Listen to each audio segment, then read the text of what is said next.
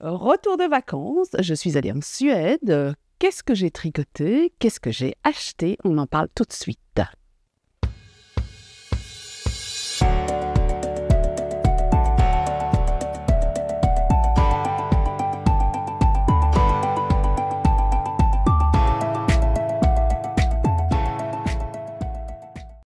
Bonjour à tous, bonjour à toutes. Ici, c'est Christelle Nioul, Christelle Elka, designer tricot, et ceci n'est pas un podcast. Aujourd'hui, ce sera un podcast. Ça fait un peu plus d'un mois que j'ai fait le dernier et c'était avec mon fils. Aujourd'hui, ce sera un podcast où je vais vous parler de ce que j'ai tricoté pendant mes vacances parce que je reviens de vacances exactement là, il y a quelques jours, de Suède. Et donc, j'ai des choses à vous raconter. Donc, on va commencer d'abord par ce que j'ai tricoté, ce qui est sur mes aiguilles, ce que j'ai acheté, et puis d'autres choses. Donc, restez attentifs parce qu'il y a des annonces que je vais faire qui seront plutôt en fin de vidéo. Alors, qu'est-ce que j'ai tricoté? Je ne pense pas l'avoir commencé quand j'ai fait la dernière vidéo podcast. C'est ce que je porte là actuellement, c'est le Juno de Sari Nordlund. J'en avais parlé du Juno de Sari Nordlund, je vous le mets ici. Je ne sais pas où il est exactement. Il est là, j'avais mis un marque-page, c'est celui-ci. Voilà. Voilà. Alors, je l'ai fait en népal. Je vais me lever pour que vous le voyez. Je l'ai fait en népal de Pasquali. Vous voyez, tout le travail, en fait, se fait sur la manche. Le népal de Pasquali, c'est du lin coton. Donc, je vais peut-être me reculer pour que vous voyez. J'ai une chaise, donc ça va être compliqué. Donc, voilà. J'ai mis des photos sur Instagram. C'est un peu difficile. Je n'ai pas énormément d'espace pour vous montrer la totalité. Donc, voilà, c'est un t-shirt assez fluide. J'ai quand même beaucoup travaillé sur les adaptations. J'ai adapté pas mal le patron. Enfin, pas mal, entre guillemets. Hein. C'est des adaptations que vous pourriez faire sans problème. Je le trouve un tout petit peu trop grand. Voilà. Quand j'ai fait mon échantillon, j'ai lavé mon échantillon. J'avais les mailles qu'il fallait, c'est-à-dire 24 mailles. Et je pense que je tire plus 23,5. Donc, j'ai un tout petit peu trop d'aisance à mon goût. Mais c'est pas bien grave. C'est un t-shirt loose. Donc, franchement, honnêtement, il n'y a pas de souci à ce niveau-là. En plus, c'est du lin, donc c'est fluide. Et je porte ça sur une jupe. Je vous mets la photo que j'ai prise à Kalmar il y a une semaine, 2 semaines, je ne sais plus. Je ne sais plus comment je vis, je ne sais plus exactement. Je ne sais même pas la date qu'on est aujourd'hui. Donc, pour vous dire, et à ce moment-là, il était un peu plus près du corps. Bah, c'est du lin et du coton, forcément, ça apprend à draper avec le lavage. Alors, je l'ai lavé une fois. Rien que ça, déjà, ça fait que ça a pris de la fluidité. Et à mon avis, il va probablement revenir à sa forme quand je vais le relaver. Alors, ce patron-ci, il commence... C'est un simple raglan, en fait, hein, pas plus compliqué que ça. On commence par le col. On commence par le col et on augmente au fur et à mesure... Enfin, par le col du dos. Et on augmente au fur et à mesure pour créer l'encolure. Et vous travaillez en même temps le dessin des manches. Une fois que vous avez terminé votre col, ce que vous allez faire, c'est descendre jusqu'en bas, jusqu'à l'emmanchure, puis vous allez mettre en attente les manches, faire le corps, terminer le corps. Le corps, il est tout simple, regardez, c'est simplement du jersey et vous terminez par un petit bord-côte. Puis après, vous reprenez vos manches, vous terminez vos manches. Alors, je les ai fait un peu plus long que prévu. Et puis, vous allez relever pour faire votre col. Alors, les adaptations que j'ai fait de ce pull-ci, j'ai fait la taille, je ne sais plus où j'ai mis mon livre. Je pense que j'ai fait la taille, il est là-bas. J'ai fait la taille 7, si j'ai mon souvenir. Attendez, hein, je vais la chercher. J'ai fait la taille 7. La taille 7 de ce patron-ci, c'est 1, 2, 3, 4, 5, 6, 732 cm et demi de tour de poitrine. Je me suis dit, ou c'est la taille 8 que j'ai fait? Je ne sais plus. Non, je pense que c'est la taille 8 que j'ai fait. J'ai fait la taille 8, 141,5 cm de tour de poitrine, me disant que je voulais de l'aisance. Et puis, quand j'ai vu la hauteur d'emmanchure, qui est de quasiment 30 cm, 29 cm, je me suis dit, ça, c'est beaucoup trop profond. Donc, qu'est-ce que j'ai fait? Je me suis arrêtée à un certain moment, jusqu'à la hauteur de manchure que vous voyez, qui est ici, qui est quand même assez profonde, mais c'est un t-shirt. Donc, je crois que j'ai 25 cm, quelque chose comme ça. En général, pour ma taille 48-50, je prends une aisance de 23 à 24. Voilà, ça dépend un peu du pull. Quand c'est des pulls assez épais, je peux aller jusqu'à 25. Quand c'est des pulls plus près du corps, je suis entre 22, entre 22 et 25, on va dire. Donc, j'ai arrêté plus tôt et j'ai monté plus de mailles en dessous du bras parce qu'elle monte quand même relativement peu de mailles et je trouvais ça un peu juste. Donc, j'ai monté plus de mailles en dessous du bras. Si j'ai bon souvenir, j'ai monté 22 mailles. Déjà, le col, j'ai monté plus de mailles que prévu parce que quand vous voyez la photo, le col est quand même fort près du cou. Et je me suis dit, bon, pour un t-shirt d'été, je le remets correctement, hein, si vous voyez, il valait mieux quand même quelque chose d'un peu moins proche du cou. Donc, j'ai pris la taille 9 au niveau du montage des mailles, je basculais sur la taille 8, une fois que mon encolure était faite. J'ai adapté la hauteur d'emmanchure et j'ai monté plus de mailles. J'ai monté plus de mailles, mais je n'avais pas le total exact du nombre de mailles qu'il fallait. Je ne sais plus combien en taille 8, je crois qu'il faut 300 et quelques mailles. Je ne sais plus. À la fin, vous avez, que je cherche dans le patron. Je pense qu'elle ne le met pas en total. Ah si, là, vous avez 528 mailles. Je n'avais pas 528 mailles à la fin, j'en avais plutôt 528. Donc, j'ai essayé de rebasculer sur la taille 7. Vous voyez, un peu, j'étais entre la taille 7 et la taille 8. J'ai continué tout droit, voilà, parce que une fois que vous êtes là et que vous avez travaillé correctement les manches, vous n'avez pas besoin de suivre stricto sensu le patron, parce que quand c'est du jersey, vous montez le nombre de mailles que vous avez en dessous du bras, et puis vous continuez tout droit. En fait, je voulais un tout petit peu plus qu'une aisance de 132 cm et demi, parce que c'est un peu juste pour moi, parce que je fais 127, 128 tours de poitrine, donc 4 cm, ça me paraît juste, c'est juste. Donc, je me suis dit, si j'arrive à 135, ce sera bon. Je ne sais plus exactement parce que j'ai fait ça de tête et vogue la galère, hein, j'étais dans la voiture.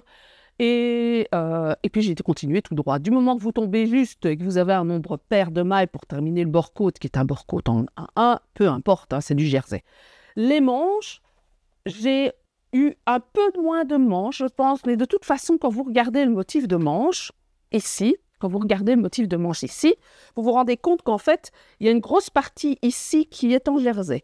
Donc, une fois que vous avez fini votre motif, le reste, c'est du jersey, donc peu importe le nombre de mailles que vous avez. Alors, je n'ai pas fait de diminution, parce qu'elle fait des diminutions sur ce pull.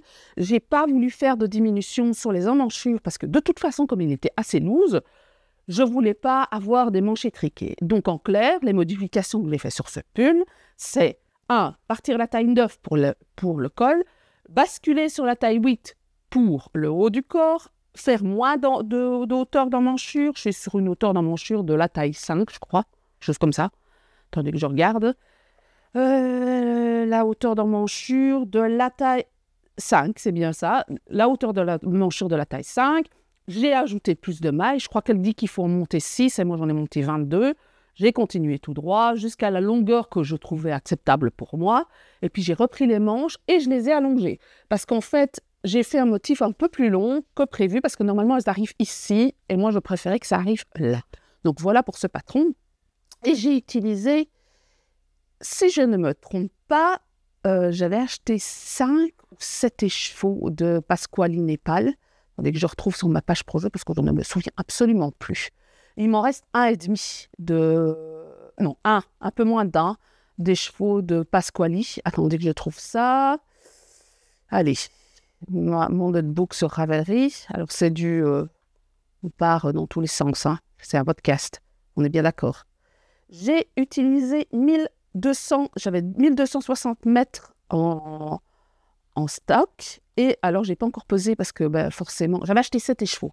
Je n'ai pas encore pesé puisque je n'avais pas de balance là-bas. 7 écheveaux, mais un écheveau fait 180 mètres. Donc, en fait, j'aurais peut-être 1100 mètres, à mon avis, pour faire ce top-ci. Donc, c'est un 40% coton, 60% coton, 40% lin, ce pull-ci. Et c'est le Junotti du livre Summer Knits de Sari Nordlund. Alors, les tailles vont assez loin quand même, mais bon, voilà, je trouvais qu'il fallait faire des adaptations. J'ai prévu de faire le Didoti, j'en avais parlé, je vous le montre ici. En pérégrine, je n'ai pas eu l'occasion de le monter à ce moment-là. Là aussi, je pense que je vais faire des adaptations. Quoi? Je ne sais pas. Je ne me suis pas encore penchée sur le sujet, mais je suis en train de faire autre chose de toute façon pour le moment. Donc voilà le premier projet que j'ai terminé. Après tout ce jersey, ben, j'ai fait autre chose. Alors, je vous en parlerai après de ce autre chose que j'ai fait parce que je ne l'ai pas terminé. Et en fait, fin juillet, il y a Life is Cozy, qui est une créatrice de Californie, je pense. Je me demande si elle n'est pas portoricaine et elle a émigré en Californie, quelque chose comme ça. Et elle a lancé un test pour un poncho. Et j'avais déjà dans l'intention de faire un poncho chez elle, qui est le Terrazza Poncho, je crois. Je vous le mets ici. Le Terrazza Poncho, c'est très simple à faire. Hein. Et elle a lancé un nouveau poncho qui s'appelle l'Andrea Poncho, qui sortira la semaine prochaine ou début de la semaine qui suit. Et quand je l'ai vu, je me suis dit, waouh, il faut que je le fasse. Donc, je me suis lancée. Elle m'a acceptée dans le test. Et donc, voilà. Ce n'était pas prévu du tout au programme. J'avais prévu d'autres choses. Mais je me suis lancée dans le poncho. Donc, j'ai mis ça sur mes aiguilles. Je vous montrerai après où j'en suis, de toute façon, et je vous expliquerai un petit peu la construction. Donc, j'ai fait ça. J'ai fait un pan du poncho. Et puis, j'en ai eu ras-le-bol. Parce que, c'était beaucoup de jersey. Il fallait que je passe à autre chose. C'est beaucoup de texture. Il fallait que je passe à autre chose. Et j'ai attaqué un petit projet qui est ça. J'ai terminé. C'est le bouton à sauter. C'est la Charlotte mini jacket mini de Nashnitz. J'en ai déjà, Natacha Soir, j'en ai déjà parlé dans plusieurs patrons. J'ai déjà fait une petite combi pour ma nièce. Et là, j'ai 2 patrons qui sont en cours et j'ai fini celle-ci. Voilà. Les finis, il y a... quand on est rentré, parce que je me suis rendu compte que j'avais oublié la petite manchette ici... J'avais fini par l'iCord et je n'ai pas fait attention au patron, j'avais oublié cette partie-ci. Et c'est au moment de prendre en photo, je me suis dit, zut, il manque une partie. Et donc, j'ai terminé il y a quelques jours. Et j'ai trouvé des boutons à Borgholm, qui est une des villes proches de la résidence d'été royale de la famille royale de Suède. Je cherchais vraiment des boutons très spécifiques. Alors, à la base, on avait acheté au Ullcentrum. Malheureusement, j'en avais acheté que 3. J'avais oublié qu'il y avait des petites fausses poches sur lesquelles on mettait des boutons. Et Ullcentrum n'étant pas tout près, je me suis dit, il faut que je trouve une alternative. Et puis, tout compte fait, je suis tombée sur ce magasin qui est plus une mercerie qu'un magasin de laine. Vous avez pas mal de tissus. Et j'ai acheté mes petits boutons là. J'ai acheté de la laine aussi. Je vous en parlerai après. Donc, c'est la Charlotte Jacket mini. Je pense qu'elle existe en mode enfant. Donc ici, vous avez jusqu'à la taille 3 ans. Jusqu'à la taille 3 ans. Ici, j'ai fait la taille 18-24 mois. Non, 11-18. La taille 4. Je pense que c'est la taille... je ne sais plus. C'est grave quand même. Je crois que c'est la taille 4 que j'ai faite. La taille 4, ça doit être je vais rechercher ma fiche projet. Heureusement que je note parce que sinon j'oublie. 18-24 mois. Parce que ma petite nièce va avoir 1 an. Je me suis dit que c'est une parfaite petite veste entre-saison. Donc, 18-24 mois, les enfants, ça grandit vite.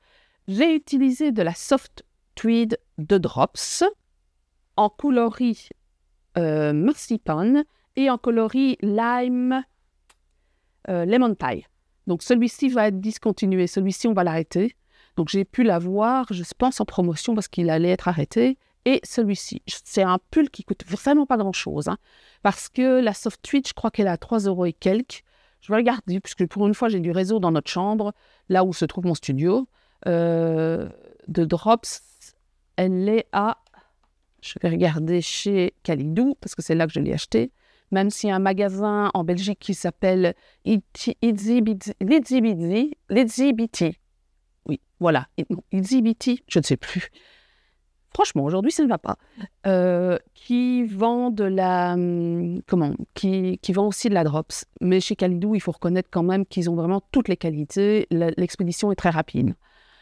Elle fait 3,33 €. Elle est en promotion pour le moment. Et je pense qu'elle était en promotion au moment où je l'ai achetée. Alors, la soft tweed, c'est un mélange de 50% mérinos, 25% alpaga, 25% viscose, qui donne un peu cet aspect tweed. C'est moins flagrant sur cette couleur-ci, cet aspect tweed, mais je trouve quand même qu'on est sur un motif, quelque chose qui n'est pas ultra régulier. Le fil n'est pas régulier, il casse très facilement, comme beaucoup de fils tweedés. Vous n'avez pas un retour très serré à ce niveau-là, c'est voulu. Hein. Tous les fils tweedés sont comme ça, les vrais fils tweedés, parce qu'il y a des teinturières qui font un fil tweed, mais c'est du mérinos sur lequel il y a du mélange de nopp. Donc, c'est un tweed, mais pas vraiment un vrai tweed à la façon tweed. Les tweeds très très connus, vous avez par exemple Roll One Felted Tweed. C'est vraiment un fil qui casse très très facilement. Quelle que soit la qualité, c'est normal. Ça fait partie de la composition du fil et de la dynamique du fil. Donc ici, vous avez 3 plots de jaune, une plot de crème. La plot, vous voyez, ça fait 3,33 €. On est sur quelque chose qui fait 14 €. Hein. Plus les boutons, on est à moins de 20 € pour une petite veste. C'est un patron qui est bourré de petits détails. Donc, vous allez commencer par le dos. Vous travaillez le dos, vous faites quelques rangs raccourcis, vous travaillez le dos jusque-là. Vous allez relever ici au niveau de l'emmanchure, enfin de l'épaule. Vous allez travailler votre devant jusqu'à un certain niveau. Vous allez faire votre emmanchure. Ensuite, vous allez travailler le corps. Alors ça va très vite. C'est les détails qui sont vraiment plus compliqués. Donc, vous allez vraiment travailler le corps quasiment jusqu'au bout. On termine avec du jersey double, ici. Ensuite, qu'est-ce que vous allez faire? Eh bien, vous allez relever tout Vous allez faire un I-cord. D'abord, on fait un I-cord au niveau du col en couleur principale. Regardez. C'est ça que je dis que c'est vraiment très, très bien fait. Donc, vous avez un I-cord ici au niveau du col. Ensuite, vous prenez l'autre couleur et vous faites un I-cord qui part de la patte de boutonnage, qui fait tout le tour du bas et qui remonte sur l'autre patte de boutonnage. Ça, c'est une définition. Ensuite, vous allez monter votre col. Le col, vous allez relever les mailles sur l'i-cord ici jusqu'à devant. Alors, elle l'a fait un tout petit peu plus court et on voit la patte de boutonnage. Moi, je voulais le faire un peu plus long pour que ça ferme un peu plus au niveau du col. C'est une simple technique de relevage des mailles sur la patte de boutonnage. Elle ne l'a pas fait. Voilà, c'est rien de plus compliqué. Et comme de toute façon, c'est un col en jersey et en jersey double, franchement, le nombre de mailles n'a pas beaucoup d'importance. Vous allez simplement travailler, donc vous relevez vos mailles le long du col. Et vous allez d'abord travailler en jersey double, donc vous allez doubler toutes vos mailles. Vous travaillez un peu quelques rangs en jersey double. Vous allez faire des augmentations ici, qu'on voit là, pour faire le col, pour qu'il s'oriente sur les côtés. Ça, vous le faites en jersey, vous le faites en jersey en rond. Et puis, vous terminez en jersey double et vous rabattez vos mailles. Voilà, vous rabattez vos mailles, comme ceci. Et après, vous allez faire quoi? Vous allez faire tout un I-cord sur le tour du col. Donc, le col finit comme ceci et se place comme ceci. Une fois que vous avez fait ça, vous allez relever vos manches. Alors, les manches se travaillent avec des rangs raccourcis ici et on fait un petit effet manche-ballon, petit effet manche-ballon. Donc, vous allez augmenter de mailles ici pour faire cet effet manche-ballon. Vous allez travailler en rang raccourci jusqu'à faire la hauteur de manche, puis vous travaillez en rond en plaçant des diminutions. Vous terminez par un I-cord et puis vous allez relever les mailles pour faire du jersey double, pour faire la petite bordure ici. La deuxième manche, identique. Et puis, vous allez faire 2 petites pattes de boutonnage. Donc, dans le patron, elle vous dit, quand vous arrivez à cet endroit-là, de placer des marqueurs amovibles. Vous allez relever les mailles pour la petite patte de boutonnage. Vous la travaillez, c'est juste du jersey double tout droit. Vous faites un I-cord autour. Non, même pas. Vous ne faites même pas un I-cord autour, je ne m'en souvenais plus. Vous terminez. Alors, elle demande de terminer avec un Italian bind-off, un rabat à l'italienne. Moi, je n'ai pas voulu. J'ai rabattu sur l'envers parce que je ne voulais pas avoir cet effet. Vous voyez, ça fait un peu flair. Et ça s'élargit en fait. Si vous ne tricotez pas très serré le l'i-cord bind-off, le rabat à l'italienne, vous avez quelque chose qui part comme ceci. Et on a cet effet un peu évasé au niveau de la manche. Alors, c'est joli au niveau de la manche, mais au niveau de la poche, moi, je voulais quelque chose de très droit. Donc, j'ai rabattu tout simplement sur l'envers. Et puis, j'ai placé les boutons. Et voilà. Et vous avez cette petite veste-ci qui s'appelle la Charlotte Mini Jacket. Et il ne faut pas grand-chose comme fil. Elle l'a fait de base en soft tweed. Elle l'a fait en rose dans son modèle qu'elle présente. Il a sorti en janvier 2025 et le prix est de 7,16 €. Donc ça, c'est la petite pièce que j'ai finie dans la voiture. J'ai cousu. Vous avez tellement de détails que ça prend plus de temps qu'on ne pourrait le penser, malgré la petitesse du projet. Parce que vous avez vraiment quelque chose qui est vraiment très, très, très, très bien fini, très bien travaillé. J'ai un autre projet de chez Natacha Soir. qui n'est pas encore sur mes aiguilles, mais j'ai la laine et je montrerai ça après ce que j'ai là sur mes aiguilles pour le moment. C'est que je retrouve son nom. C'est une petite veste aussi, mais plus veste d'hiver, si vous voulez, que je vais faire en Népal de chez Lima ou de Népal. Je pense que c'est Népal. Ça ne veut plus. J'ai plus de réseau. Si, voilà. C'est en Népal de... Voilà, c'est la Whiteout Colt Mini. J'ai acheté de l'alpaga bouclé et de la Népal de Drops en coloris cerise et le col c'est en blanc. Ça fait un peu veste en mouton retourné. Vous vous souvenez certainement. Si vous êtes né dans les années 70 comme moi, il y a un moment, c'était très la mode, les vestes en mouton retournées. Ça fait cet effet-là. Vous avez aussi des petites poches, mais là, ça va beaucoup plus vite encore. C'est du 4 mm. Ça, je l'ai tricoté en 3,5. Donc, ça va encore plus vite. C'est du 22 mailles au 28 rangs. Et vous avez idem jusqu'à 3-4 rangs dans ce petit patron-là. Je vais faire la taille 18-24 mois, je pense. Ou 2-3 ans. Je vais regarder la quantité de fil que j'ai en suffisance. Le patron est aussi au prix de 7,16 € et ça, c'est ce que je mettrai après sur mes aiguilles. Donc ça, c'est ce que j'ai terminé pendant mes vacances en Suède. Alors, il y a des choses que j'ai terminées un peu avant de partir en vacances et ça, ce sont des prototypes. Je vais vous montrer ça tout de suite. Alors, je devais absolument les terminer parce que ce sont des patrons qui sortent en septembre. C'est ceci. Des moufles pour hommes en cachemire. Et le motif de la moufle est exactement le même motif que j'ai fait sur le patron de pull homme, qui est le Joshan Sweater, qui est actuellement en test, donc je vous ai montré la fois dernière. Ça donne ceci, voilà. Alors, je ne sais pas si vous voyez grand-chose, parce qu'avec la ring light, forcément, le clair, ça reflète quand même beaucoup. Et j'ai fait un pouce anatomique, mais un pouce anatomique qui ne part pas dans ce sens-là. J'ai voulu essayer qu'il partait dans ce sens-là pour avoir vraiment une grande liberté au niveau du pouce. Donc voilà, ça, j'ai utilisé un seul écheveau. C'est pas compliqué, c'est vraiment un patron qui n'est pas compliqué. Ce sont des mailles croisées, tout simplement, pour faire ce motif. On construit du bas vers le haut, on fait nos augmentations, on met le pouce en attente, on continue tout droit, on finit diminution et on ferme. Et puis, vous allez reprendre le pouce et vous allez fermer. Donc ça, c'est les Joshan Mittens, des moufles, qui vont sortir mi-septembre avec le pull, avec le bonnet et avec le châle. J'ai utilisé un peu moins d'un écheveau de cachemire de chez Noble Nomads pour les faire. Donc, j'ai fait ceci et j'ai fait ceci aussi. Ça, c'est un bonnet. Je l'ai fait avec le reste de laine que j'avais du pull du Joshan Sweater. Alors ça, c'est Altai, comme l'Altai, une des chaînes de montagne. C'est exactement le même motif que sur le châle Altai que je vous avais montré il y a peut-être 2 mois. Donc, c'est exactement le même motif. J'ai repris le même motif pour avoir un coordonné entre châle et bonnet. J'ai utilisé du chameau. Alors, j'avais normalement un écheveau de cachemire gris pour pouvoir faire le bonnet. Le problème, c'est que ce n'était pas cohérent au niveau couleur parce qu'on est dans les couleurs très naturelles. Alors, le gris est une couleur naturelle, mais on était dans les bruns, chameau et beige clair. Je n'allais pas faire un bonnet gris. Donc, je me suis dit, je vais le faire en chameau. Je vais le tricoter en version un peu plus longue qu'avec le bord-côte parce qu'ici, c'est vraiment la version courte qui arrive quasiment comme le commandant Cousteau, vous voyez, un peu au-dessus des oreilles. Alors, quand on le porte en version en arrière, sans plier le bord-côte, ça ne fait pas ça, mais quand vous le pliez, en fait, ça fait un peu plus bonnet Cousteau. Et je vais le retravailler pour qu'il soit un peu plus long.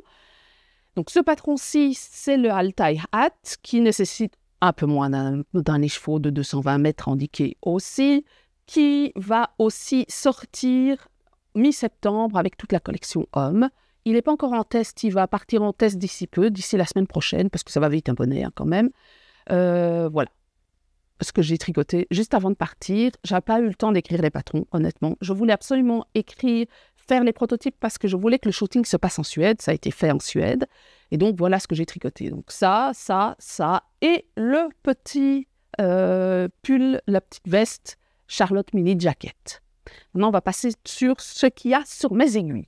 Alors, sur mes aiguilles, il y a ceci. Je ne sais pas si vous voyez grand-chose. Je ne sais pas si vous allez voir grand-chose au niveau de la texture. En approchant plus comme ça. Voilà, comme ça se voit. Eh bien, ça, c'est le Andrian Poncho. Ça, c'est mon deuxième pan que j'ai commencé hier ou avant-hier. Non, hier. Pendant le café tricot. Oui, j'ai juste fait les côtes pendant le café tricot et hier soir, j'ai fait ceci. Je n'ai pas tricoté dessus depuis. Donc, j'ai ceci. Et en fait, la pièce, le pan, en clair, ce sont 2 pans que vous allez coudre. C'est ceci. J'en ai fait un déjà. Voilà. Alors, il n'est pas bloqué, donc il paraît plus petit qu'il n'est en réalité. J'ai juste bloqué cette partie-ci, que vous voyez qui est même plus long que les autres. Et encore bloqué la pâte mouille, parce que je vais le faire, pas à la pâte mouille, mais je vais le faire à l'humide, tout simplement. Et on fait une jolie tresse ici, au début, qui va venir ici se placer sur le col.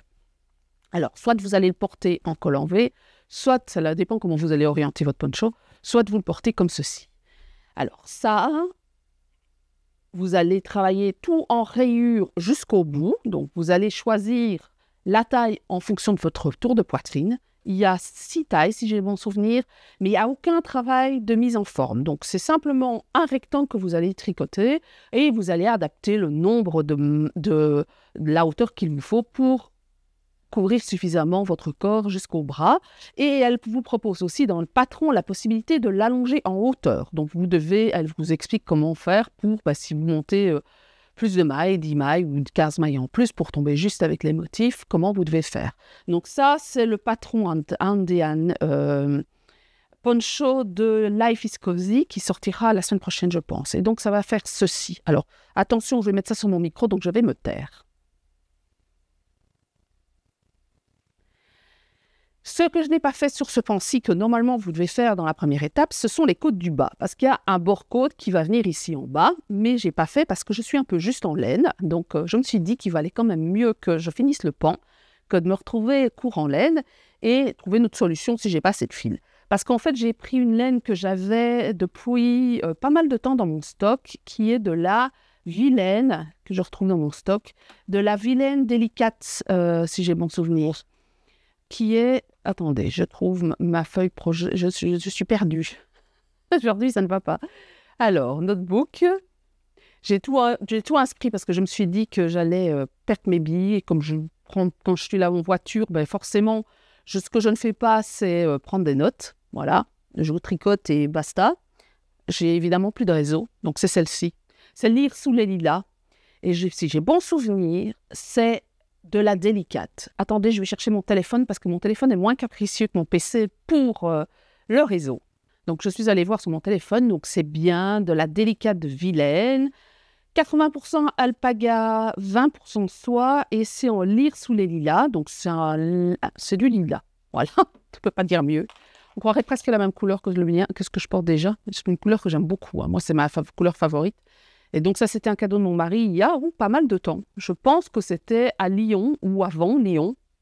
C'est peut-être bien au moment du fil de la Manche. Je me demande si mon mari ne m'avait pas acheté ça au fil de la Manche en 2019, avant le Covid. Donc vous voyez, ça fait partie des stocks. Et j'ai 5 écheveaux. Et 5 écheveaux, on a plus ou moins 1300 mètres. Et je suis un peu juste. Donc on va voir un peu comment je vais m'arranger. J'ai retrouvé un reste de Queen & Co, Piper, qui est un mélange de mohair et de mérinos, si j'ai bon souvenir, dont la couleur m'est quasiment semblable. Donc, j'en ai mélangé un petit peu dans les rayures. Vous ne voyez pas la différence sur le pan que j'ai mis là, pour pouvoir gagner un peu de longueur. Et je vais faire pareil ici. On verra un peu si j'ai assez de fil pour pouvoir terminer. Et je ferai la bordure, la longueur du bord-côte nécessaire avec le fil qui me restera. Donc, ça va être un excellent moyen, je joue à du Yarn Chicken, c'est un excellent moyen de finir et d'utiliser d'utiliser une laine que je vis quand même depuis pas mal de temps et pour laquelle je ne savais pas quoi faire. Et là, franchement, c'est un excellent moyen. J'aime bien les ponchos, donc ça, c'est le reste que j'ai qui est quasiment identique. On voit une légère différence, mais honnêtement, comme c'est un fil qui est en semi-solide, vous avez des endroits où c'est plus clair. Donc, quand vous faites, il y a quelques rangs de jersey entre les motifs de texture, vous ne voyez pas la différence, franchement. Alors, les motifs, c'est quoi? C'est de la tresse estolienne, ce sont des mailles emballées, wrapped, et c'est des mailles glissées. Et c'est essentiellement ça durant tout le patron. Donc, c'est beaucoup plus long que je ne le pensais, parce que je pensais que ça serait emballé, pesé en quelques jours, mais ce n'est pas le cas. C'est très plaisant à tricoter, si ce n'est que là, moi, je suis quelqu'un qui déteste répéter tout le temps la même chose. Et donc là, je commence à patiner. Il me reste encore pas mal de rangs à faire. Je pense qu'il doit m'en rester 40 et 30. Il me reste 70 rangs, 70 répétitions de motifs. Ce n'est pas des rangs, ce sont les rayures spécifiques. Alors, il y en a qui font 12 rangs, il y en a qui font 4 rangs. Donc, j'ai encore du boulot pour pouvoir faire ça. Mais bon, ça, j'ai fait ça en une soirée. Hein. Donc, je me dis que pour la semaine prochaine, ce sera fait. Il suffit de le coudre et puis faire un bord-côte. Donc, je pense que je l'aurai clôturé la semaine prochaine. Alors, j'ai fait aussi autre chose. Je suis désolée, mon sac est ici en dessous. Donc, il faut que je plonge. Je l'ai commencé quasiment avant de partir. Le jeudi soir, je crois, avant de partir, on a quitté l'île de l'Inde samedi matin. Je me suis dit que ça serait un excellent projet pour la voiture. C'est ceci. Alors, malheureusement, j'étais quasiment arrivée à la bordure. J'avais 300 et quelques mailles. Jusqu'à ce que je me rende compte en me disant « Tiens, c'est quand même bizarre, il est un peu large pour le châle. » Quand je vois ce patron de Stephen West, il me paraît quand même beaucoup plus large. C'est bizarre. Et puis, j'ai bien analysé les photos et je me suis rendu compte qu'en fait, j'avais oublié où il rentre brioche. Donc, retour en plot, n'est-ce pas? J'ai un peu râlé beaucoup sur le coup parce que j'avais presque terminé. Hein. Et vous avez quand même beaucoup de rangs raccourcis dans ce patron-ci. Donc, en fait, vous commencez ici, vous faites un petit mini châle tout en point mousse et puis vous allez faire des rangs raccourcis. Donc, ici, vous voyez, vous avez des rayures au fur et à mesure. D'abord, vous faites un rang complet et puis vous faites un rang de moins en moins profond. Et vous avez ça tout le long du châle. Alors, les mini bubbles, ça prend du temps. Les rangs raccourcis, ça prend du temps. Donc, j'étais toute contente de me dire « Ouais, je pourrais le montrer en podcast. J'aurais plus que la bordure en brioche à faire. » Non. Voilà. Retour en plot. Et j'en suis là. Et comme je dois finir le test, je me l'ai laissé de côté. Je vous avoue que j'étais un peu dégoûtée parce que on s'est tapé quasiment 7 heures, 8 heures de route entre la Suède et l'Allemagne, parce que pour une fois, on n'a pas dormi au Danemark, parce que mon fils avait un examen lundi matin, donc il fallait faire au plus court possible pour ne pas rentrer trop tard, parce qu'on faisait un détour par Bruxelles, parce que c'est pas on est comme ça. Normalement, c'est la Suède, ça va là, mais on a fait ça. Hein. Donc, on s'est dit qu'on allait loger en Allemagne, donc on avait déjà 7 heures. Je me suis dit, c'est pas mal. Et le lendemain, c'est l'Allemagne. Et pour ceux qui ont déjà voyagé en Allemagne, en été, c'est la galère, parce qu'il y a des travaux partout. Vous avez des bouchons à Hambourg, vous avez des bouchons à Dortmund. C'est vraiment infernal. L'Allemagne, je crois qu'on est parti du gîte un peu au-dessus d'Hambourg, pas loin de la frontière danoise. Vers 10h du matin, on est arrivé à Bruxelles, il était 9h30, 21h30, on est rentré à la maison à 1h du matin. Voilà, pour vous donner une idée, alors qu'il y a 700 km. Hein. Voilà, alors on s'est arrêté rapidement pour manger, s'est arrêté pour manger à Bruxelles et débarquer quelques affaires pour mon fils, et puis on est rentré à la maison, mais ça fait long. Et je m'étais dit que j'allais capitaliser ce temps-là pour tricoter, parce que moi, franchement, la voiture, c'est pas moi qui conduis, mon mari, il veut pas que je conduise, enfin, il veut pas. Il préfère conduire, on va dire, sinon ils sont kikines à droite, il ne tricote pas lui. Donc moi, je me suis dit, c'est l'occasion que je tricote. Mais voilà, le plan a été foireux. Je vous avoue que j'ai vraiment été dégoûtée. À un certain moment, je me suis dit, c'est pas possible. J'ai été dégoûtée, mais j'ai recommencé à tricoter quand même à la voiture. Mais je n'ai pas été très loin, hein, de toute façon, parce qu'à partir d'un certain moment, il fait noir, c'est plus possible. Voilà ce qu'il y a sur mes aiguilles pour le moment. Au niveau tricot, vous avez vu ce que j'ai tricoté pendant les vacances. J'espère terminer ça. J'espère terminer le châle de West. Et puis, je pense que je vais commencer la deuxième petite veste pour ma fille. Pour ma nièce, j'essaye de ne pas avoir trop d'encours en même temps sur mes aiguilles parce que sinon, moi, ça m'angoisse. Donc, 2, c'est bien. Là, je termine ça, je fais le West et puis j'entamerai le Didoti parce que j'aimerais bien le porter quand même et j'aimerais bien qu'il soit fait avant mi-septembre. Et puis, j'ai aussi le Capri à faire pour ma fille, ma grande, qui est que du jersey. Donc ça, j'en profiterai pour faire ça le soir, quand il fait tard et de soir et que je n'ai pas beaucoup le cerveau actif. Et faire la petite deuxième veste pour ma petite nièce. J'en ai déjà une. La deuxième, ce sera un peu plus tard dans l'été et avant que les salons ne recommencent.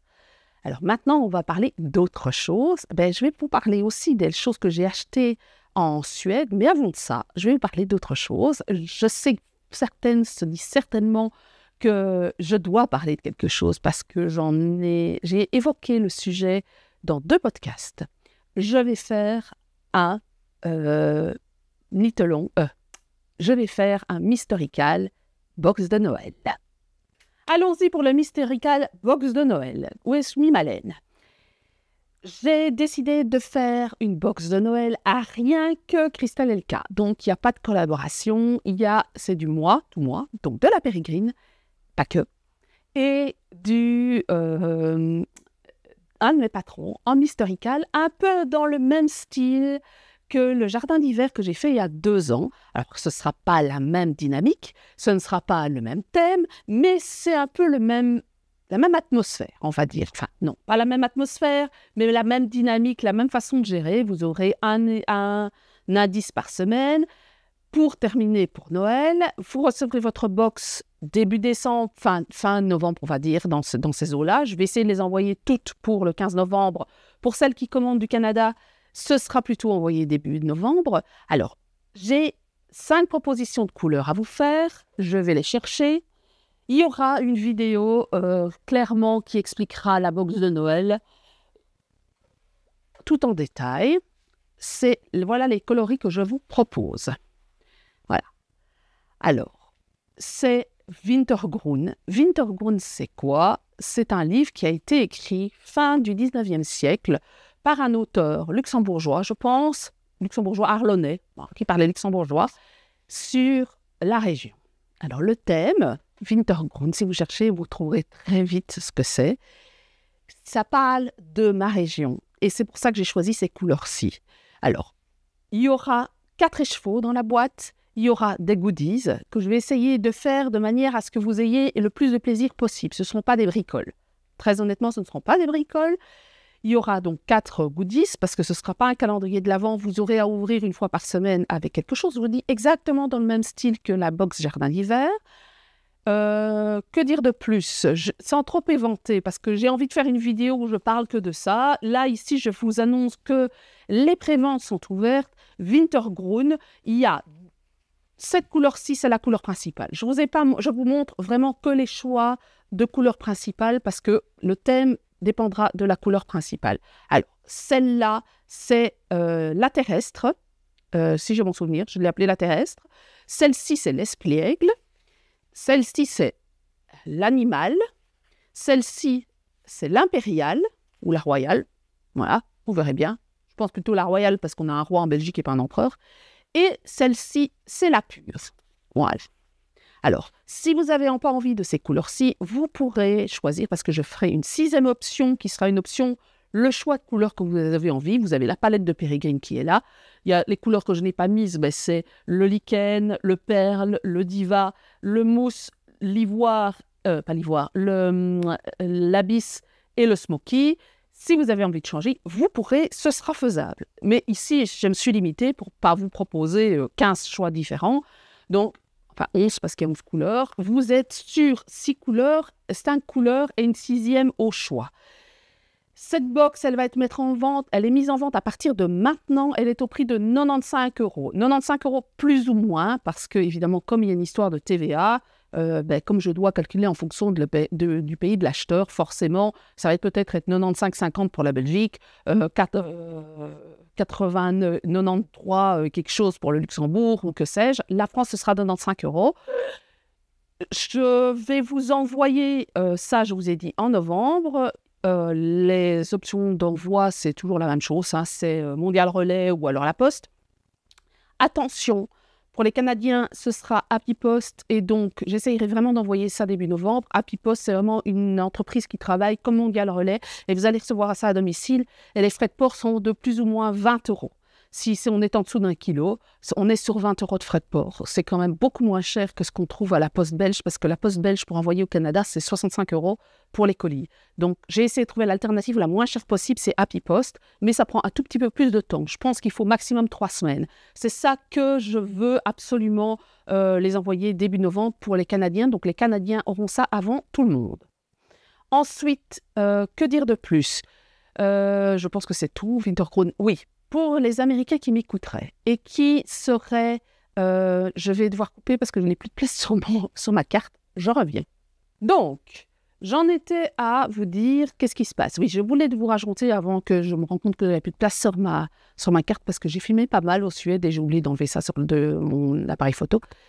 Donc, je vous disais que pour le Canada, ce sera plus ou moins 20 €. Les États-Unis, c'est compliqué. Pourquoi? Parce que là, actuellement, avec l'accord qui a été passé en août, ils décidaient qu'il n'y avait plus d'exception. Trump a décidé qu'il n'y avait plus d'exception pour l'application des tarifs. Et donc, à partir du 29 août, il y a des tarifs qui sont appliqués sur les envois aux États-Unis venant d'Europe. 15%, à savoir quand même que personne ne sait comment collecter ces 15%.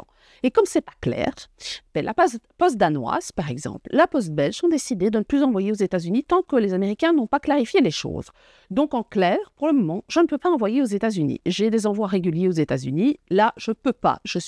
Peux pas. C'est comme ça. Il n'y a plus de moyen de pouvoir envoyer aux États-Unis.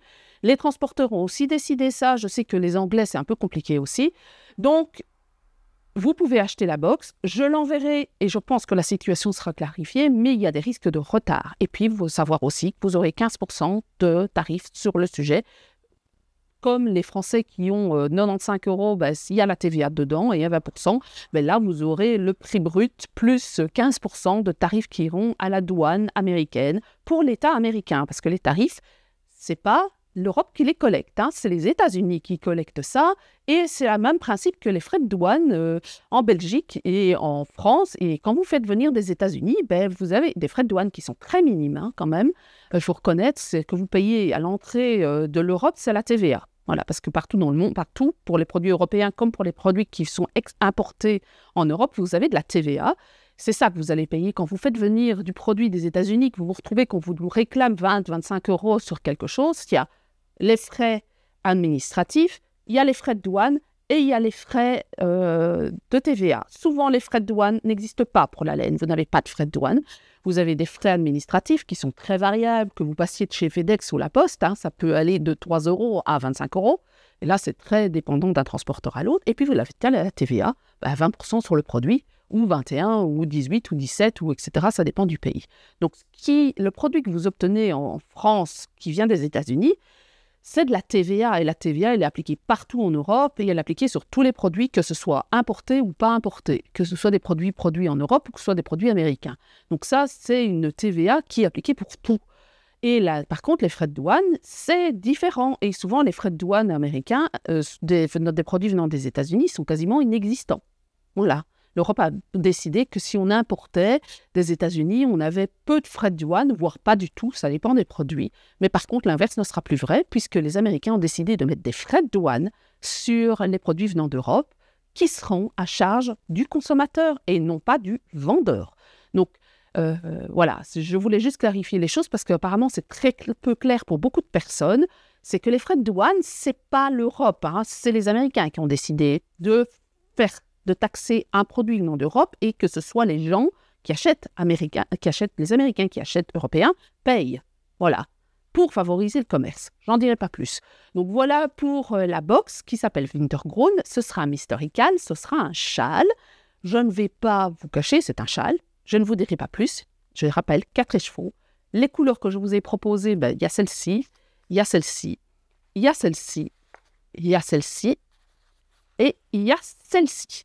Et si vous avez envie d'autre chose, libre à vous de choisir. Il faudra choisir alors l'option choix. Et le reste, voilà, je ne peux pas vous dévoiler parce que sinon, ce ne sera plus une box de Noël. Vous le savez, je suis allée en Suède. Je suis allée sur l'île de Lan. Donc la Suède, vous avez elle est soit du côté Atlantique, soit du côté Baltique. Donc je suis allée du côté Baltique. Et il y a 2 îles. Il y a l'île de Gotland et il y a l'île de Lan, qui est une île très spécifique, très longue, avec un différent climat. En fonction que vous soyez dans le nord, vous soyez dans le sud. Dans le sud, c'est ce qu'on appelle un alvaret. Donc, c'est une sorte de steppe. Ce n'est pas vraiment une steppe, mais c'est un plateau très calcaire, limoneux. Enfin, ils appellent ça de la limestone, sur lequel poussent des orchidées. Et vous avez énormément d'oiseaux de ce côté-là. Vous avez des habitations, relativement peu d'arbres. Par contre, de l'autre côté, dans le nord, vous avez beaucoup d'arbres, et beaucoup d'arbres qui sont très tordus à cause des vents. Et puis le centre, c'est plutôt agricole. Donc ça, c'est l'île de Land. Je vous en parlerai de l'île de Land. Mais je suis allée donc en Suède, et sur l'île de Land, il y a le Ulcentrum. Le Ullcentrum, c'est une entreprise qui a relancé la laine suédoise. Et donc, forcément, comme je le sais que ce n'est pas la première fois que je vais sur l'île de Land, il fallait que je passe au Ullcentrum. Ils en ont pas mal en Suède, des autres magasins Ullcentrum, mais ils vendent aussi leur laine au niveau international, non seulement via leur site internet, mais aussi dans certains revendeurs, comme par exemple Laine des Îles, qui est une entreprise française. Alors, qu'est-ce que j'ai acheté dans ce magasin-là? J'ai acheté ceci.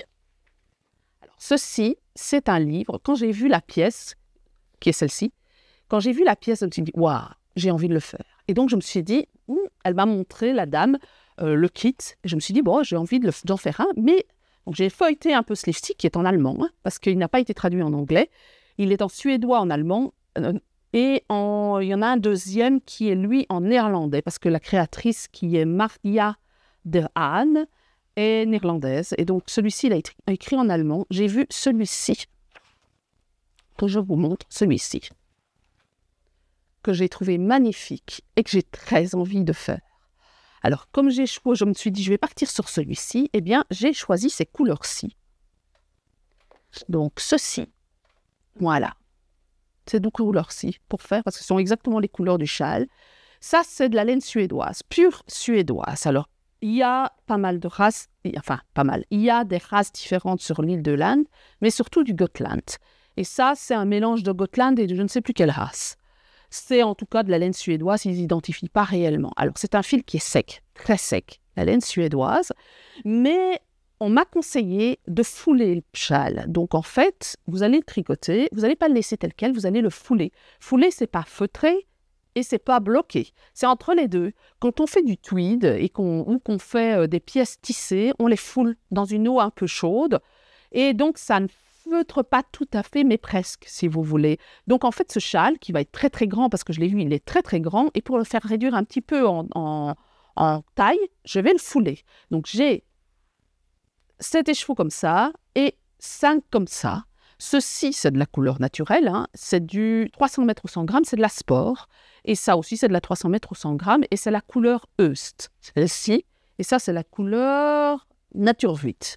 Donc, blanc naturel, et celui-ci qui donne exactement la couleur que je vous ai montrée, qui est celle-ci, ceci, voilà. Alors ce châle-ci, il est stecké, donc vous allez tricoter en rond, vous allez couper, et puis vous allez faire la bordure. Tant mieux, parce que moi je déteste faire du jacquard en aller-retour. Donc c'est du steaks. Alors ce livre-ci, c'est Öland stricken en allemand, qu'en allemand. Ce sera l'occasion pour moi de tester de l'allemand, parce que je crois que j'ai jamais tricoté en allemand. J'ai tricoté en norvégien, je pense, en japonais, en français, en anglais, mais en allemand, jamais. Donc, c'est l'occasion de me donner un petit coup de neuf à mon allemand, qui est très très loin, ceci dit. Et c'est vraiment du jacquard traditionnel. Alors, ce n'est pas des techniques de l'île de Land, c'est un jacquard qui est inspiré par l'île de Land. Donc, vous avez plusieurs motifs. Vous avez celui qui est en couverture que je vous ai montré, qui est celui-ci, où vous avez les maisons, les moutons, les moulins. Parce qu'il faut savoir que sur l'île de Land, vous avez énormément de moulins. C'est très surprenant de voir ça. Ce n'est pas l'image d'Épinal qu'on a classique de la Suède, où on s'imagine les rangées de sapins et les maisons rouges. Vous avez des maisons rouges, vous avez des sapins, vous avez aussi beaucoup de chênes, beaucoup de hêtres et des moulins. De manière surprenante, mais c'est une ville qui est très battue par les vents. Donc, ils ont utilisé les moyens trouvés sur... c'est logique, quoi. On utilise le vent, il y a des éoliennes d'ailleurs aussi, pour pouvoir faire... pour moudre le grain, par exemple. Alors, voilà un peu le type de mouton qu'on a. Alors ça, c'est pas le Gotland, parce que le Gotland n'a pas de cornes. C'est le mérinos, le mouton plus typique de l'île de Land. Il y a eu des croisements avec le Gotland qui vient de l'île de Gotland. Ce sont des moutons qui ont une double toison, un peu comme les moutons islandais, c'est-à-dire que vous avez un poil très très lisse à l'extérieur en hiver et du duvet. Et l'été, il a plus de duvet que de poils lisses. Et en fait, le poil est tellement lisse que ça fait glisser vraiment la pluie sur le poil. Alors, ce sont des moutons plutôt rustiques parce qu'en fait, on a fait plein de croisements pour faire tomber un peu ces poils extérieurs.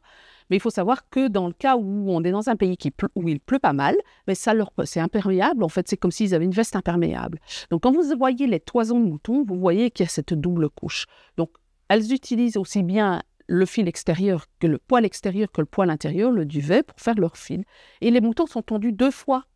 Ici, par exemple, nous, on tond nos moutons une fois, mais là, ils sont tondus 2 fois. Une fois en été, une fois en hiver, enfin, au début de l'été pour la toison d'hiver, au début du printemps pour la toison d'hiver et au début de l'automne pour la toison de printemps. Donc, ils sont tondus 2 fois, en fait, les moutons suédois. Donc, c'est de Hylsentrum, le livre ici, la laine. Alors, j'ai aussi ceci, qui est une galette de préfilé. C'est exactement le même coloris que celui-ci, mais en préfilé. Voilà. Alors, je l'ai déjà testé, cette laine-ci. C'est du préfilé comme vous aurez la plutlopie, par exemple, islandaise, qui est très sèche. Elle est un peu moins sèche, mais elle feutre super bien. J'avais fait un tapis pour mettre, un tapis de table, comment est-ce qu'on appelle ça? Un dessous, je ne sais plus. Enfin, un truc qu'on met sur la table pour décorer. Voilà, j'ai fait ça en crochet et je l'ai feutré et ça feutre très, très, très bien. Alors évidemment, c'est des galettes, c'est du préfilé, donc il n'y a aucun retort et c'est pas facile à travailler, évidemment. Il faut avoir un peu le tour parce que ça casse facilement. Une fois que vous avez le tour, ça va tout seul. Et il faut feutrer, vous mettez ça dans la machine à 40 degrés et franchement, vous allez avoir quelque chose qui va sortir de la machine de manière surprenante, pas rétréci forcément, mais ça gagne énormément en douceur. Donc dans le Hylsentrum, vous avez ça, mais vous avez aussi du feutre, par conséquent, parce que c'est de la laine qui feutre beaucoup. Alors ça, c'est ce que j'ai acheté à Hylsentrum. J'ai aussi un petit livre que je cherche qui est là, qui m'a été offert à Hylsentrum. Ceci, ce sont les mitaines classiques. Alors, ce sont des motifs typiques suédois, mais il faut savoir qu'en fait, tout ce genre de moufles, il n'y a pas qu'en Suède qu'on les fait. On les fait aussi en Estonie, on les fait dans les pays baltiques, le long de la Baltique. On les fait en Norvège. Donc, vous allez retrouver ce genre de motifs, non si bien en Norvège qu'en Suède, qu'en Estonie, qu'en Lituanie, etc. Donc, ça, c'est vraiment un livre qui m'a été offert en suédois, où vous avez différents motifs, voyez. Je vais les tenter. Ça me sera l'occasion d'essayer en suédois. Je vais vous montrer. Il y en a peut-être un autre. Que je vous trouve ça. Voilà. Voilà. Alors, c'est très, très typique en moufle de faire ceci. Et ils utilisent évidemment de la laine suédoise de Hylsentrum. C'est de la laine que vous trouvez, je vous l'ai dit, chez Laine des Îles ou alors sur leur site internet parce qu'on s'est acheté sur leur site internet. Donc voilà ce que j'ai acheté au Hylsentrum. Il y a d'autres choses, mais ce n'est pas de la laine. Je vous en parlerai plus tard. Donc ce n'est pas la peine que je vous parle de ça maintenant. Ensuite, j'ai visité, que je trouve les chevaux, je ne sais pas où il est. Ah si, il est là. J'ai visité une ferme qui fait de la permaculture. Et cette dame, en fait, elle fait de la permaculture, donc de l'agriculture. Elle élève des moutons, des Gotland, des purs Gotland. Elle fait du fil, elle fait des chaussures, elle fait du feutre, mais elle fait aussi des peaux. Et voilà la laine que ça donne. Ça, c'est la couleur du Gotland. Voilà. Pure, non teinte. Vous avez du gris. Et de manière surprenante, il faut savoir que comme c'est une double couche, c'est comme nous, en fait. Les moutons, ils ne sont pas gris. Les moutons, ils sont blancs et noirs. Et donc, en fonction du mouton, vous avez des moutons où il y a plus de noir, des moutons où il y a plus de blanc. Et on trie les toisons. Et donc, on a différentes couleurs naturelles qui font tirer du noir, enfin du noir pas, mais du gris foncé au blanc, en Gotland. Donc, vous avez cette particularité typique de moutons à double toison. Et en fait, en fonction de l'animal, vous aurez plus de blanc, plus de noir. À savoir que, vous voyez, c'est une laine à halo. Il y a By Night Creation qui a un fil qui contient du Gotland, qui a beaucoup de halo, c'est la Orion. La Orion ou la Sirius. La Orion, je pense, parce que l'autre, c'est de la Masham. Elle mélange Blueface Leicester et Gotland. Et donc, vous avez ce poil assez aérien, ce fil un peu très fluffy, en fait, qui est typique du Gotland. Alors ici, je ne sais absolument pas le métrage. Je ne sais absolument pas ce que c'est comme épaisseur. Je pense que ça doit être de la sport ou une Ivy Fingering, à voir comme ça. J'en ai acheté 2 écheveaux. Voilà. Parce que pour soutenir les petits agriculteurs. Donc voilà ce que j'ai trouvé c'est Midland Gordon. Voilà, donc cette ferme-là, le Wool Centrum, et puis ceci, qui est, j'en ai une autre. Décidément, je ne suis pas organisée aujourd'hui. Où est-ce qu'elle est, cette autre pelote? Je ne sais pas. Bon, tant pis. J'ai acheté ceci. Ça, c'est de la Chaos Yarn, c'est d'une laine danoise. Je n'ai jamais vu, jamais du tout en Belgique ou en France, cette laine-ci. La Chaos Yarn, ça ressemble très fort. Vous avez plus ou moins les mêmes qualités que chez Drop, si ce n'est que ici c'est de l'organique, donc de la biologique. Donc vous avez quand même des produits qui sont beaucoup plus traçables en fait. La Chaos Yarn, elle est un peu plus chère. Je pense que c'est 7 € la plotte. Voilà, ceci par exemple, c'est la Fine Andean Wool. Vous l'avez en épais, c'est celle-là que je cherche et je ne trouve pas, que je ne sais pas où j'ai mis. Donc vous avez la Chunky, vous avez la Decay et la fine. Moi j'ai pris la Chunky pour faire des mitaines à ma grande et j'ai pris la fine pour faire des mitaines à ma plus jeune, alors que je doublerai avec ceci. Ceci, c'est de la laine péruvienne et ils disent que c'est de la laine qui est sur des moutons qui ne sont pas traités, en fait. Et donc, ce n'est pas du superwash, ceci. Ça, c'est non superwash, Andean Peruvian Wool. Elle est sympa, en fait. Elle a quand même assez du Robundi. Et j'ai pris ceci à côté. Alors, vous allez vous dire, ouah, c'est un mélange mérinos et mohair. Ben non, c'est de la laine péruvienne. Et ici, c'est de l'alpaga. Et c'est de l'alpaga brossée. Pas mélangé avec de la soie, brossé. Si j'ai mon souvenir, non, il n'est pas mélangé, c'est 100% alpaga. Donc vous avez quelque chose de très fin, quasiment comme le mohair, mais ce n'est pas du mohair et soie. Regardez, voilà. Et ce n'est pas de la broche alpaga silk. Donc on a un alpaga brossé et une laine péruvienne. Et elle m'a demandé de doubler ses mitaines pour lui faire des mitaines. Donc on a un excellent combo qui pourrait ressembler au fameux Mérinos Superwash mohair et soie, mais si ce n'est que c'est de la laine péruvienne, Mérinos péruvien probablement, et de l'alpaga brossé sans soie, et donc l'un et l'autre sont non superwash. Donc ça, c'est les laines que j'ai achetées, plus la Chunky que j'ai achetée pour faire des mitaines à ma fille, dont je ne sais pas où j'ai mis la pelote, mais c'est celle-ci en plus épais. Et là, j'ai 250 mètres, 225 mètres dans celle-ci, et celle-ci, j'ai 250 mètres, si j'ai bon souvenir. 225 aussi. Donc ça, j'ai assez pour faire une paire de mitaines, c'est l'occasion d'essayer. Donc, Chaos Yarn, Wool Centrum et Bitlon Gordon. Alors, Wool Centrum, vous trouvez en ligne. Chaos Yarn, vous trouvez aussi en ligne. Elle est sur Instagram, j'ai regardé. Donc, vous trouverez ces laines-ci aussi sur Internet si vous avez envie de les acheter. Alors, c'est l'occasion de vous dire qu'en fait, je ne me suis pas contentée que de faire des vacances en Suède. J'ai fait un tour et je me suis dit que ce serait l'occasion de recommencer une nouvelle série sur rencontrer des gens qui travaillent la laine.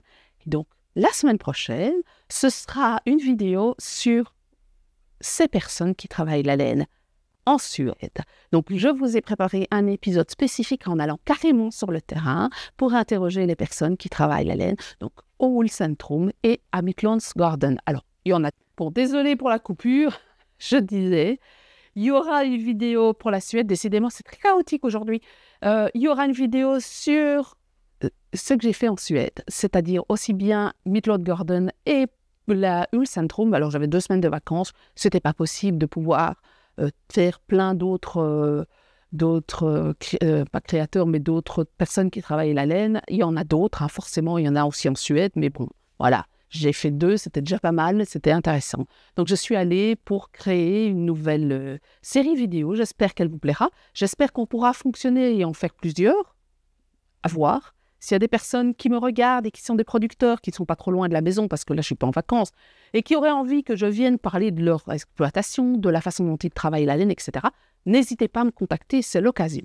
Donc voilà pour cette vidéo. Voilà, c'était la vidéo podcast du mois d'août sur ce que j'ai tricoté, etc., sur l'annonce de la box de Noël qui est mise en ligne là maintenant. Vous pouvez acheter maintenant. Il y en aura suffisamment en quantité, mais quand même pas, il n'y en aura pas 1000 de toute façon, parce que je n'ai pas de quantité assez de fil pour pouvoir vous en faire 1000. Il y en aura une certaine quantité. N'hésitez quand même pas à commander. Je fermerai les commandes, à mon avis, fin septembre. Donc, vous avez le temps de commander jusqu'à mi-septembre, troisième semaine de septembre, on va dire. Plus ou moins dans ces eaux-là, parce que je pense que je fermerai au premier salon à Arlon. Ça me permettra ainsi de pouvoir venir et voir un peu ce qui reste comme fil et ce que je dois bobiner pour la box. Donc, la box, elle est au prix de 95 €, je le rappelle. Elle est disponible sur mon site internet. C'est un patron, ce sera un Mysterical qui sera en vente seul, mais je ne le ferai en vente que lorsque les box, je le mettrai en vente sur Ravelry que lorsque les box seront terminées. Je vous ai dit quoi? Oui, de la vidéo, j'en ai parlé. Je vous ai parlé de ceci. Que dire de plus? Ah oui, les événements. Rapidement, les événements. J'ai 5 événements jusqu'à la fin de l'année. J'ai Arlon le 20 et 21 septembre où je serai présente. J'ai le salon de Namur le 18 et 19 octobre où je serai présente dans le centre de Namur. Je mets les informations ici en dessous. Le salon Felletin où je serai présente 3 jours à Felletin. C'est le plus loin où j'ai été, je pense, avec Lyon. Non, le lac Léman, c'était déjà pas mal. Donc, j'ai Felletin et j'ai le Ch'ti Bazar qui aura lieu le 14 et 15 novembre ou 15 et 16 novembre, ce week-end-là en tout cas, je ne sais plus si c'est 14-15 ou 15-16. Et puis, il y aura un événement à Caen. Oui, à Caen, mais je ne sais pas quand. Enfin, si, je sais quand, mais je ne vais pas encore en parler, j'en parlerai plus tard. Donc, c'est à Caen. Vous ne saurez pas quand, mais c'est en novembre. Voilà. Et puis, je leur laisserai l'opportunité d'en parler aussi. Donc, ça, ce sera un pop-up store. C'est tout ce que j'ai à vous dire aujourd'hui, je pense. On se retrouve la semaine prochaine. Bon week-end et à samedi prochain.